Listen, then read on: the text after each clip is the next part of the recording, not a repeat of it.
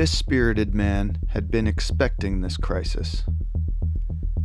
Maybe not a global pandemic per se, but he knew something was coming.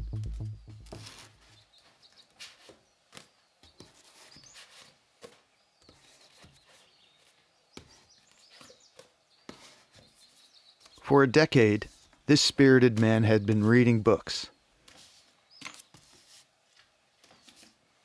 trying to figure out what the hell was going on. His brother, a spirited man himself, told him to read this book, The Fourth Turning. This book turned out to be this spirited man's favorite kind of book, a mind blower.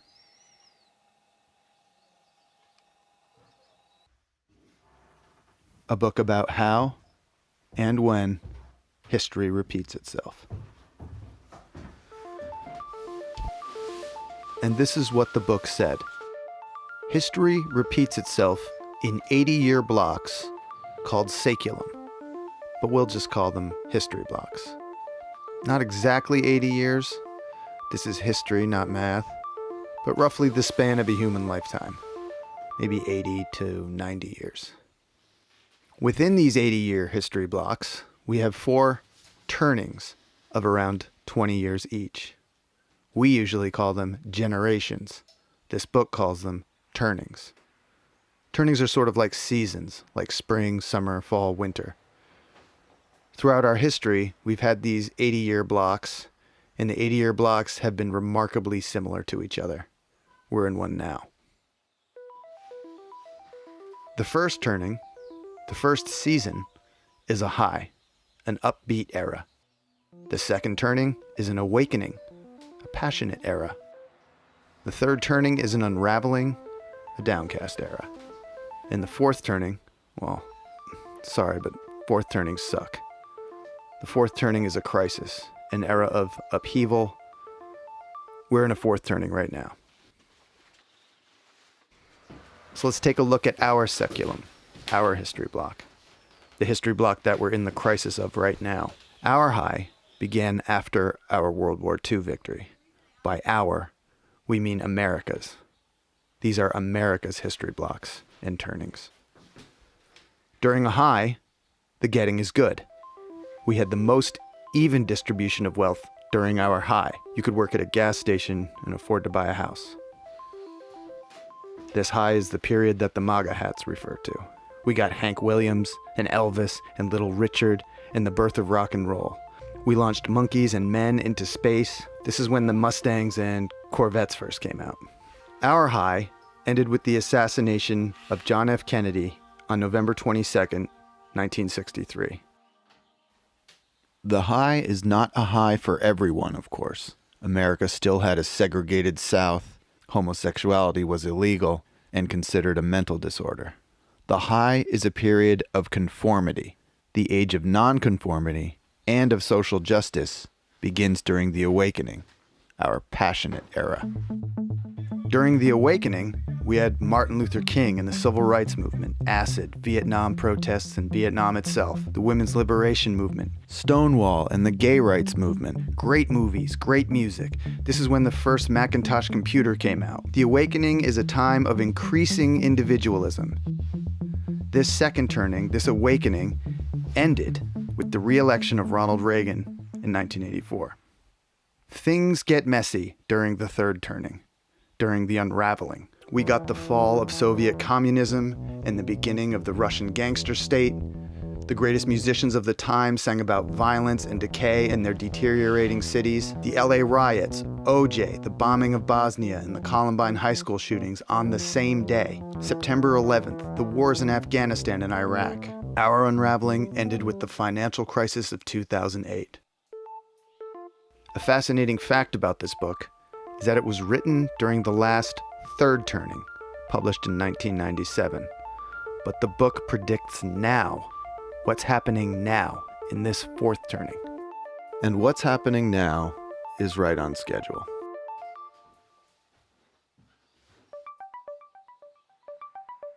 "80 years ago, in the last fourth turning, America had her Great Depression, then World War II. 80 years before that, the Civil War. 80 years before that, the Revolutionary War. Now it's our turn to save the country.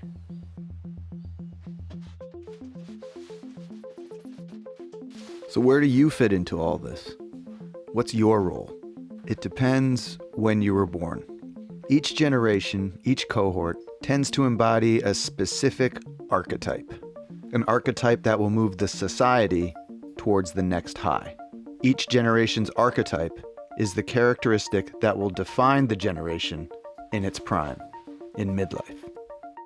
The boomer archetype is the prophet. Bill Gates and Steve Jobs are boomers and prophets. Both predicted that one day everyone, not just big corporations and governments, would own a computer. Gates even predicted a crisis like COVID-19 5 years beforehand. The writers of this book are boomers and prophets. Gen X is the nomad generation. The quintessential Gen Xer, Elon Musk, builds things that move us from one place to another. Rockets, electric cars, hyperloops, nomadic devices.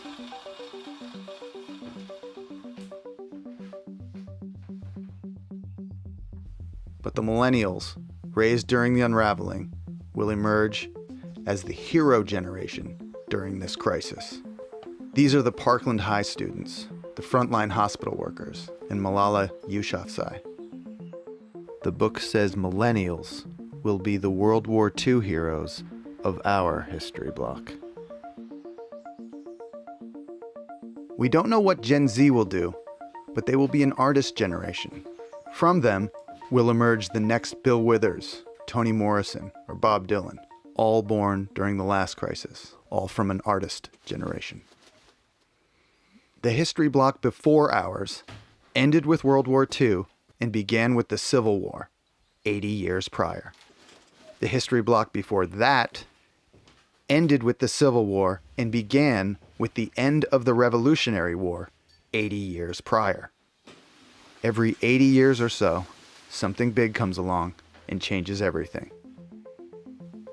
And now, we're at the end of our history block, right in the middle of our crisis. We're in the process of changing our world again. The authors of The Fourth Turning tell us that these crises are like forest fires. Unpleasant, but necessary, they clear the woods for new growth. As we work towards our next high, this crisis will tilt the playing field away from the old and towards the young, they tell us. But the victory is not guaranteed. We will, each of us, need to rise to the occasion during this crisis. We will need to develop and fortify our virtues as we pursue a greener pasture.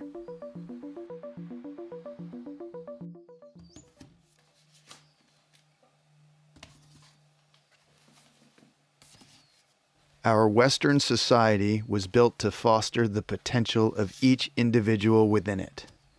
The aggregate effort of individuals keeps it going. The spirited man wonders, what is his role?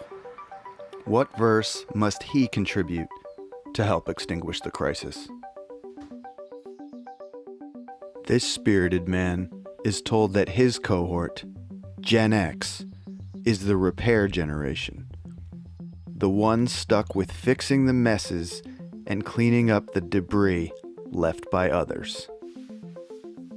Cleaning, fixing, repair. This particular spirited man, from the last pre-digital generation, the last of the analogs, just happens to have a particular knack for repair and for fixing. Perhaps his nomad generation is tasked with ferrying his society from one saculum, from one history block, to another. But where does he start? Well, the zip line at the community center playground has been broken for over a year.